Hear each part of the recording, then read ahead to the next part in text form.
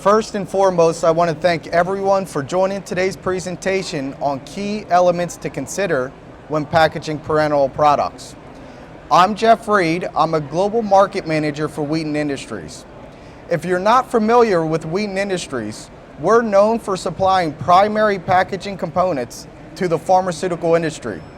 The key differentiating feature with Wheaton is the fact that we can offer these products ready to use, and we do so through a premium service offering, which primarily consists of particulate cleaning, depyrogenation, and sterilization. And this will be the three focal points on today's presentation.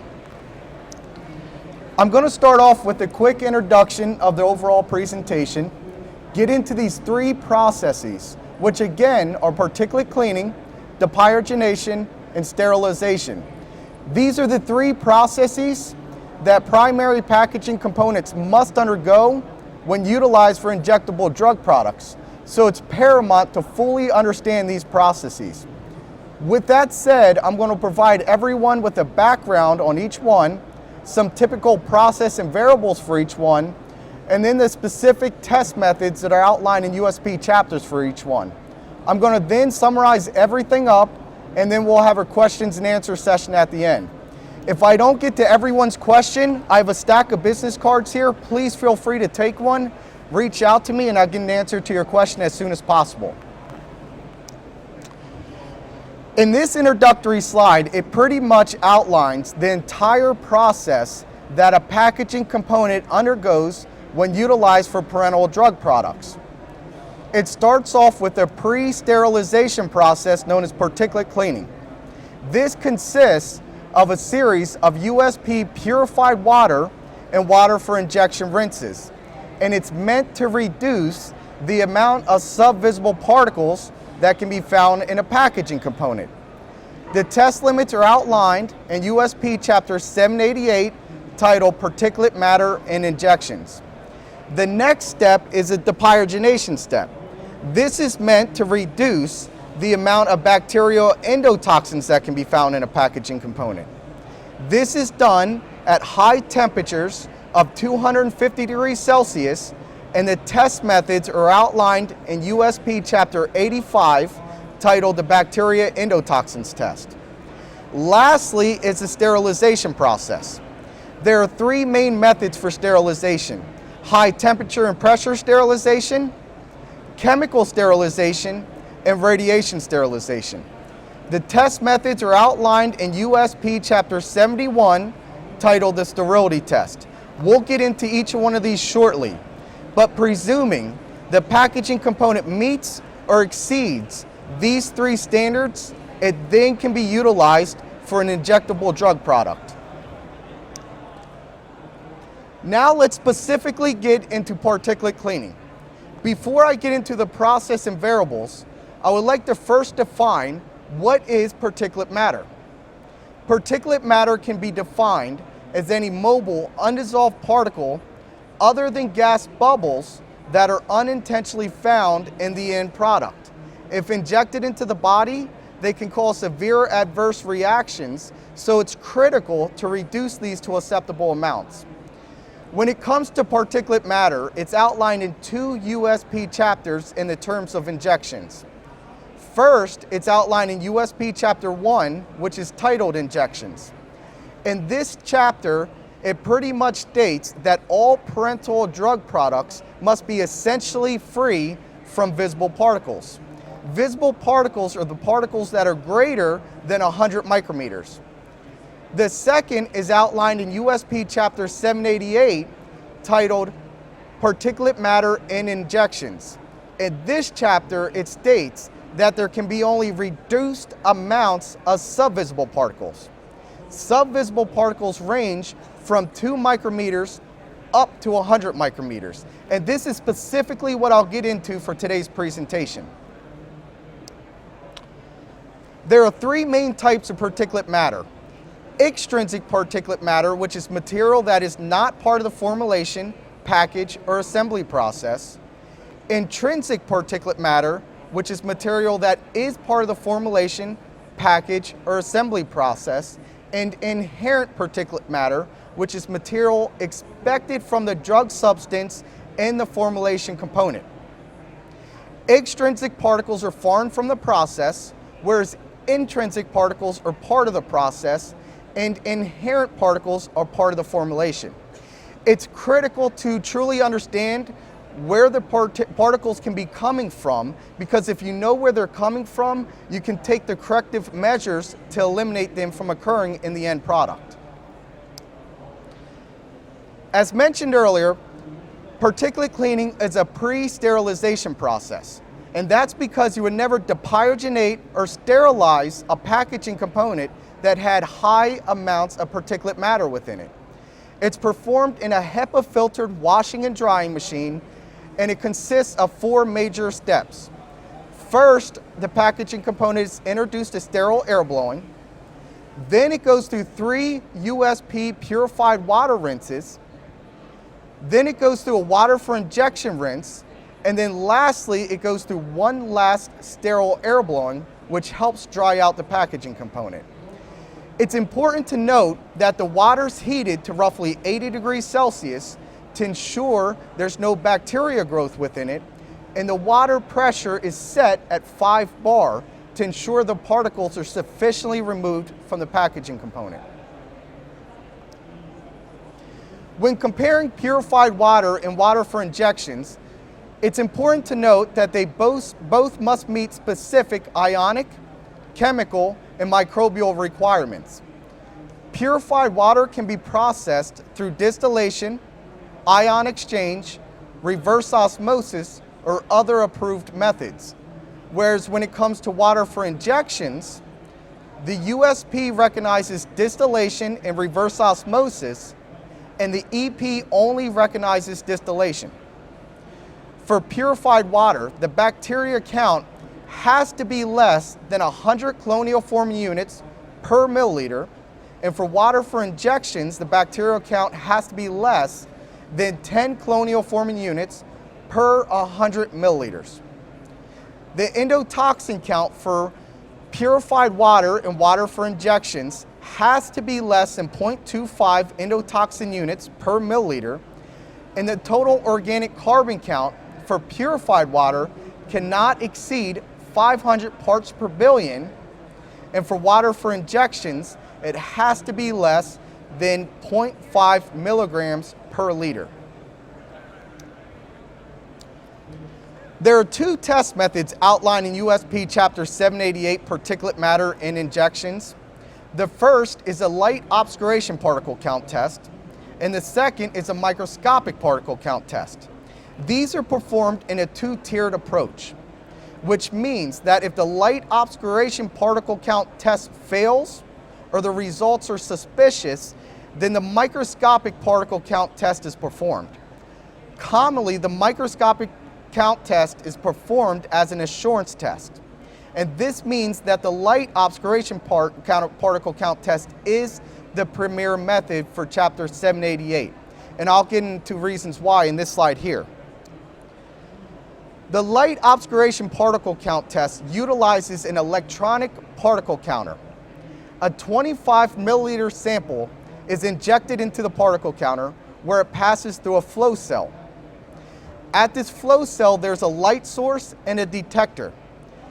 As the particles pass through the light source, it generates a pulse. This pulse then generates a calibration curve. So it provides the operator with the size of the actual particle and the amount that comes through the actual light source. Therefore, it's a qualitative and quantitative analysis. It's a strictly automated process, and that's the main reason why it is the premier method for USP Chapter 788. Anytime you're performing quality assurance, you always want to utilize automation because it eliminates the subjectivity from human error. The second test is a microscopic particle count test. This works as follows. A liquid sample is filtered through a membrane filter with pore sizes less than or equal to 1 micrometer. The captured particles are then measured at 100 times with a compound binocular microscope. This is a very operator-dependent method which means it is prone to subjectivity. For example, if one operator says in the morning that they measured a 25 micrometer particle, and then in the afternoon they measure a 10 micrometer particle count test, then you can see there would be false positives recorded. So it is a very subjective, it is prone to subjectivity. However, it's a very advantageous method when you're working with emulsions, colloids, or liposomal preparations. If you ever read USP Chapter 788, you'll see that the test methods and the limit test are outlined throughout the entire chapter.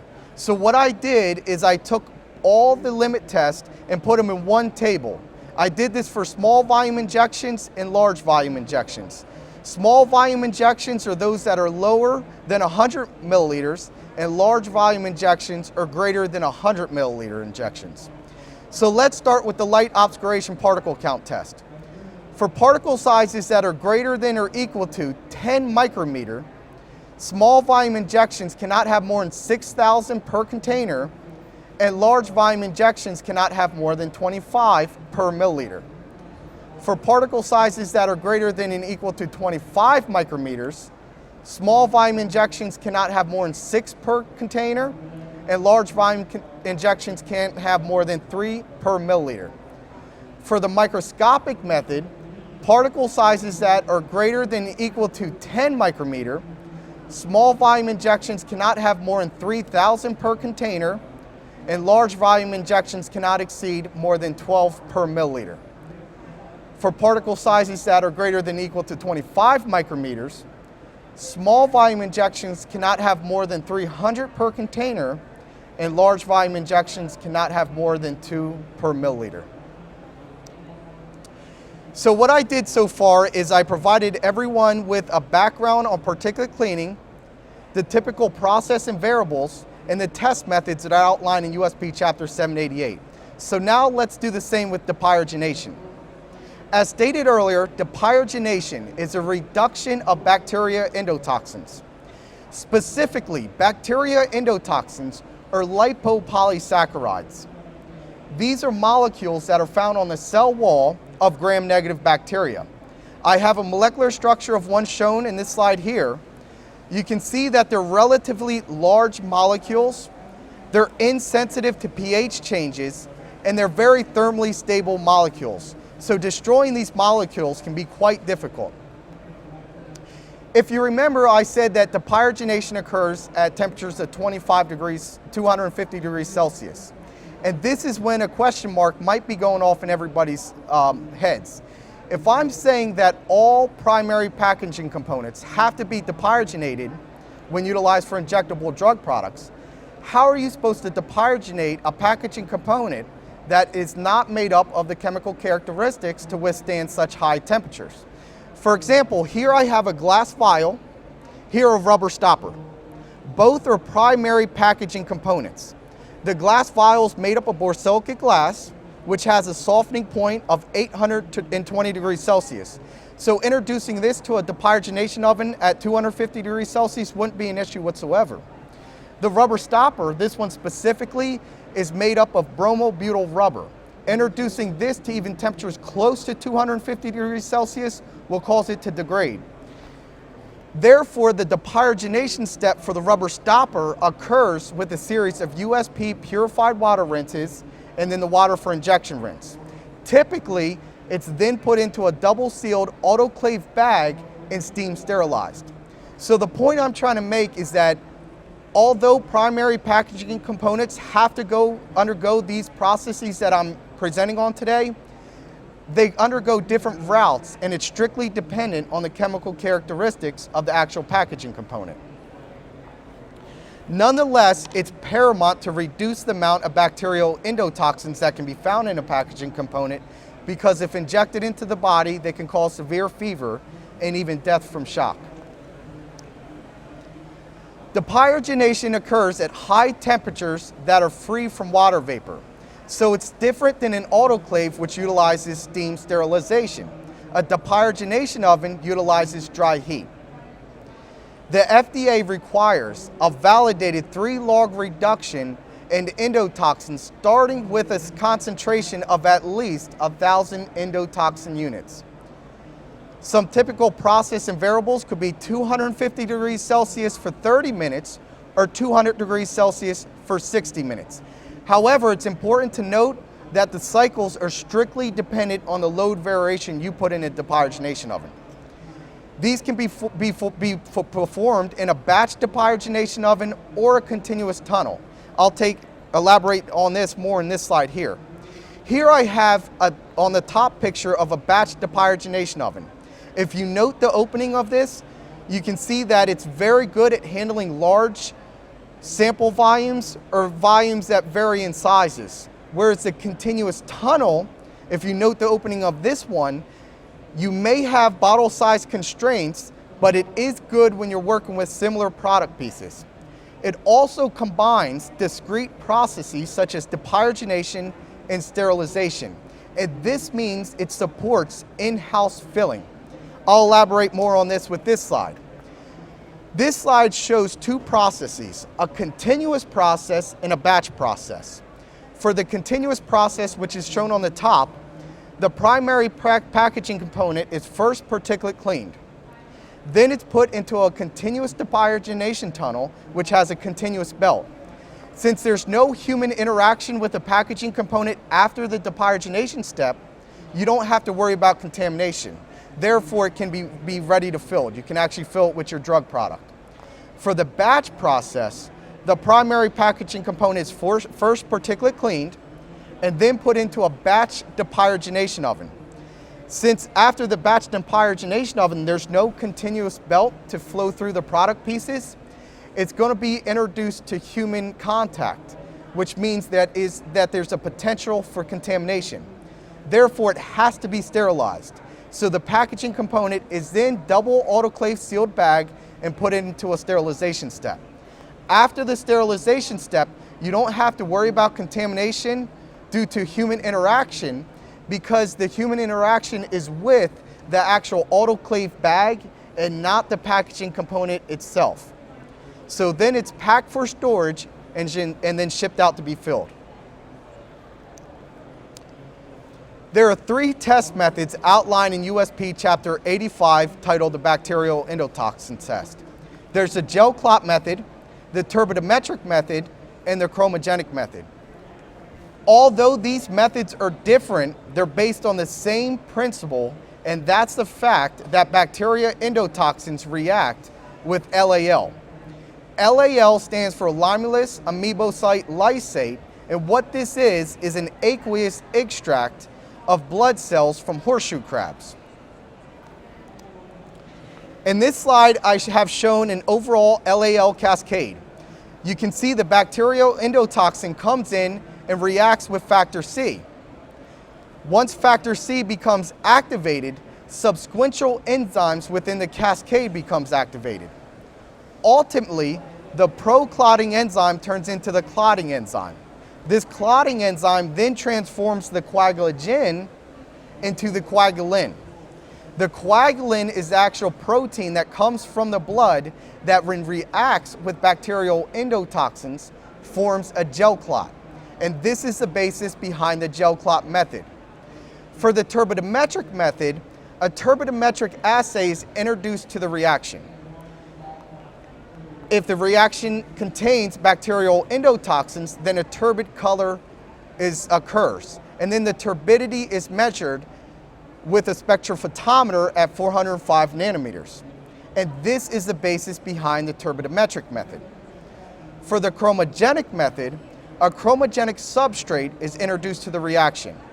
If introduced to bacterial endotoxins, it's actually cleaved and a yellow color is produced. Then that yellow color is measured at 405 nanometers with a spectrophotometer. And that's the basis behind the chromogenic method. So you can see they're all based on the same principle, and that's the fact that bacterial endotoxins react with LAL, but they differ in their last couple of steps. Specifically for the gel clot method, it works as follows. 0.1 ml of lysate and 0.1 ml of sample is put into a reaction tube. The reaction tube is then heated at 37 degrees Celsius in a water bath. It's then incubated for 1 hour, and after the incubation time, an operator will take the reaction tube and flip it 180 degrees Celsius, or I'm sorry, 180 degrees. If nothing falls out, you know a gel clot performed and you know bacteria is present. This is a very advantageous method because it is a reference method for USP and EP.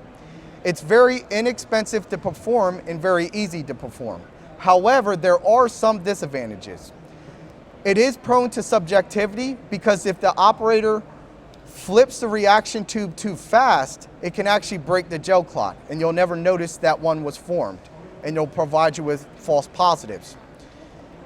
Also, you're working with fixed incubation times. If you're not back within an hour, or if you come back a little earlier, you can achieve false positives. So it's critical that you're back in exactly an hour after the incubation time. When comparing the turbidimetric method with the chromogenic method, the turbidimetric method links the rate of turbidity to measure the endotoxins. So it's the turbidity versus the endotoxin concentration. Whereas the chromogenic method, a chromogenic substrate known as PNA is introduced to the reaction.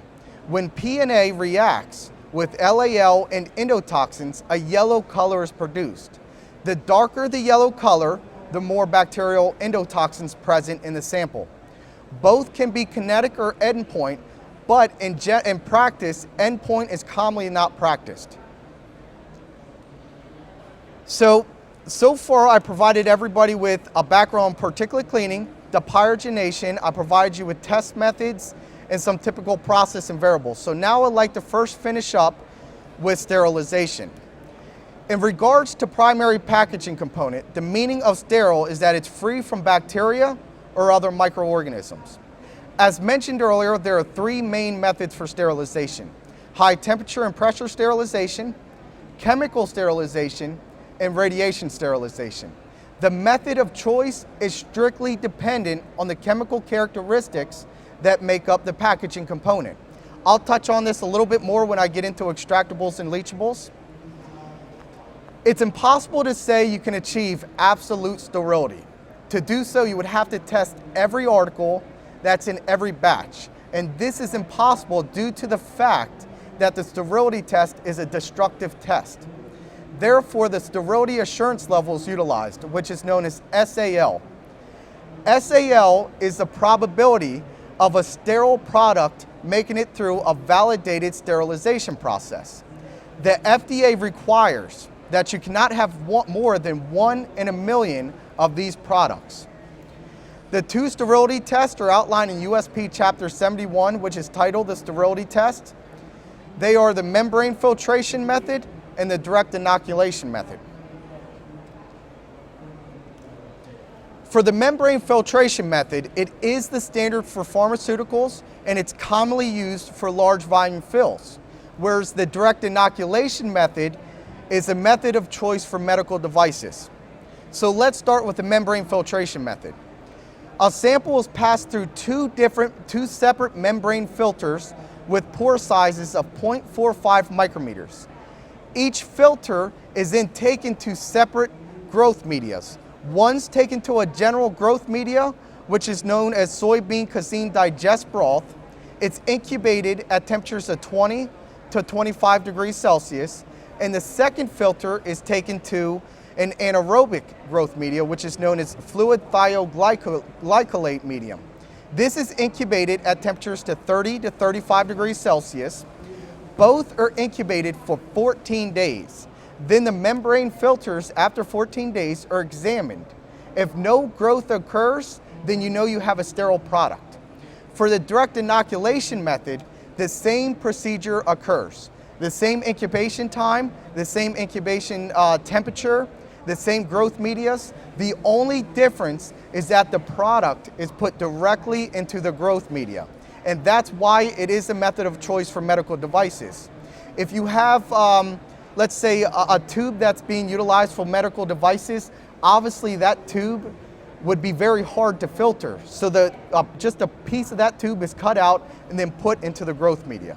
So that's the two sterility tests that are outlined in USP Chapter 71. Anytime you mention sterilization, it's always critical to mention the effects of sterilization when it comes to extractables and leachables. Sterilization is a major factor when it comes to leachates. So I'm going to provide you with the last couple slides of some data that was provided to Wheaton. But before I provide you with the data, I would first like to define and explain the difference between extractables and leachables. Extractables are the chemical species that migrate from the packaging component into the final end product at accelerated conditions. These accelerated conditions could be high temperatures, long exposure times, high pHs, or the introduction of solvents. Whereas leachables are chemical species that migrate from the packaging component into the final end product at laboratory conditions. So extractables, you're trying to find out what is coming out of the actual packaging component. Leachables is what actually comes out of the packaging component. For extractables, you're testing the actual material. For leachables, you're testing the product. Extractables are the potential impact it could have, whereas leachables is the actual impact it has. So this data here was provided to us by Smithers, which is a UK-based company that specializes in extractables and leachables testing. What was done here was an headspace GCMS analysis. So these are all the volatile compounds that can come out of a material. This material specifically is polypropylene. That one was irradiated and one was autoclaved.